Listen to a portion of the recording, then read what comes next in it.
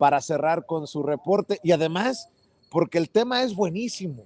Literalmente se puso los guantes Gustavo Petro, el nuevo presidente de Colombia, en la ONU, y se aventó un discurso buenísimo que creo que está para analizarlo. Mi querida Alina, ¿cómo estás? Muy buenas noches.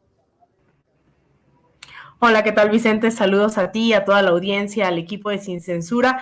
Bueno, hoy definitivamente la ONU se vistió de rojo, rojillo y lo que le sigue, y es que América Latina, lo hemos dicho muchas veces, es en donde se encuentra la esperanza, no me queda duda, no solamente hacia la izquierda, sino en una lucha por la vida. Y creo que quien encabezó, no creo equivocarme, estos discursos a favor de la vida, en contra del despojo, pero también profundamente antiimperialistas, es, como bien lo mencionas, el presidente recién llegado en Colombia al Palacio de Nariño, Gustavo Petro.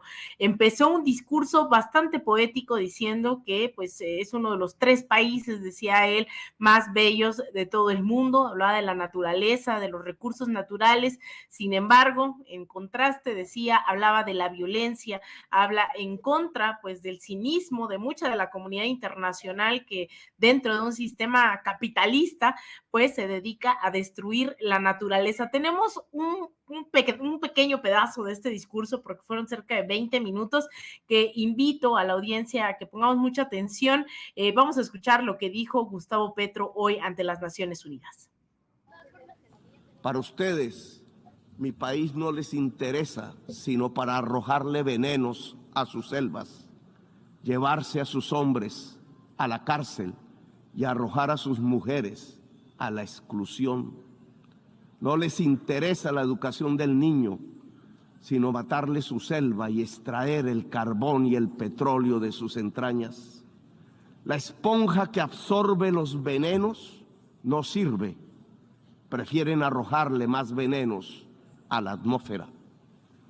Nosotros les servimos para excusar los vacíos y las soledades de su propia sociedad, que la llevan a vivir en medio de las burbujas de las drogas. Les ocultamos sus problemas que se niegan a reformar. Mejor es declararle la guerra a la selva, a sus plantas, a sus gentes, mientras dejan quemar las selvas, mientras hipócritas persiguen las plantas con venenos para ocultar los desastres de su propia sociedad. Nos piden más y más carbón, más y más petróleo para calmar la otra adicción, la del consumo, la del poder, la del dinero. ¿Qué es más venenoso para el ser humano? ¿La cocaína o el carbón o el petróleo? El dictamen del poder ha ordenado que la cocaína es el veneno y debe ser perseguida. Así ella solo cause mínimas muertes por sobredosis y más por las mezclas que provoca su clandestinidad dictaminada. Pero en cambio el carbón y el petróleo deben ser protegidos.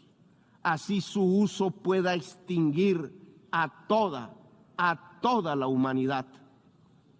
Estas son las cosas del poder mundial. Cosas de la injusticia, cosas de la irracionalidad.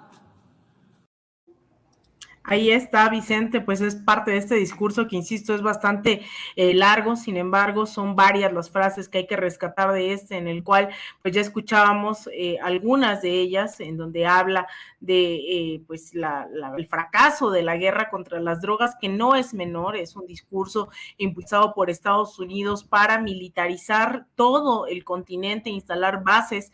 En el caso de Colombia es el que más bases militares tiene en su país, tiene 7 bases militares.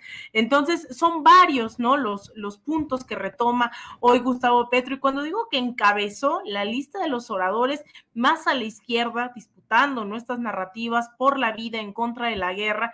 Me refiero a que también hubo otras participaciones. El presidente de Bolivia, Luis Arce, pues también retomó nuevamente, incluso no solamente me atrevería a decir que retoma lo que dice el presidente López Obrador hace unos días, el 16 de septiembre, sino además dice que el mundo debe ser una zona de paz.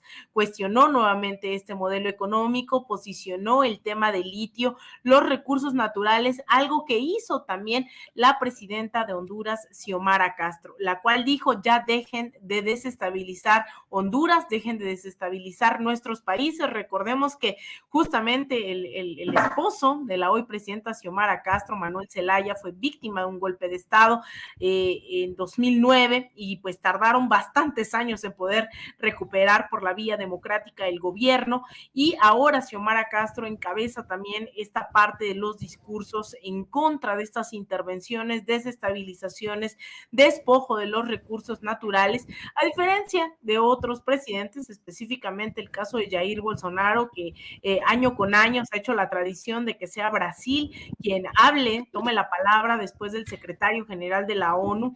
Eso ya ha sido una constante desde los 50, y pues Jair Bolsonaro, sin estar absolutamente a la altura del momento de lo que representa una Asamblea General de la ONU, que es el máximo órgano, ¿no?, de visibilización de las problemáticas del mundo, pues ocupó este foro para atacar a Lula da Silva en pleno acto de campaña, y a tan solo ya 2 semanas, menos de 2 semanas de las elecciones, en los cuales pues no sabemos si Lula da Silva va a quedar en la primera vuelta. Lo cierto es que encabeza las encuestas, no sabemos si será el 2 de octubre o el 30 de octubre, pero bueno, sería el favorito, y a eso se dedicó Jair Bolsonaro.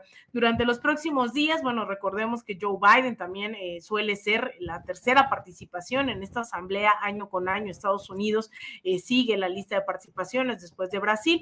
Sin embargo, pues se encuentra en los funerales de la reina, así que decidió posponer su participación para el día de mañana, y como sabemos, a nombre de México en este órgano pues estaría el canciller Marcelo Ebrard, del cual pues ya adelantaron también de qué va a tratar su participación, que tiene que ver con esta propuesta hoy también tocada, no propiamente la propuesta, pero sí un llamado a la paz por parte de todos estos gobernantes que menciono: Luis Arce, también en este caso Gabriel Boric de Chile, quien también siguió cuestionando al gobierno de Venezuela, pero no habló también de la violencia que sigue ocurriendo hoy en Chile en contra de, especialmente en la Araucanía, en contra de los pueblos mapuches, y lo que vamos a ver en los próximos días, seguramente en el discurso del canciller Marcelo Ebrard, va a ser esta propuesta de tregua por 5 años que ya adelantó el presidente López Obrador previo al desfile militar del 16 de septiembre, en el cual pues incluye no ataques, ¿no?, el retiro de misiles, una tregua, y que ha sido tan mal interpretada, diría yo, por muchas personas, teniendo en cuenta que generalmente están alineados muchas veces a estas posturas de Washington, especialmente en un conflicto como el de Ucrania y Rusia. Entonces, esto es el primer día de las participaciones que se han dado en la ONU. No me reiteraré que considero que el discurso más relevante, o de los más relevantes, ha sido el de Gustavo Petro, así que la gente que nos ve no se vaya a dormir sin buscar este discurso completo de Gustavo Petro hoy en las Naciones Unidas, Vicente. Y es que además, querida Alina, hay que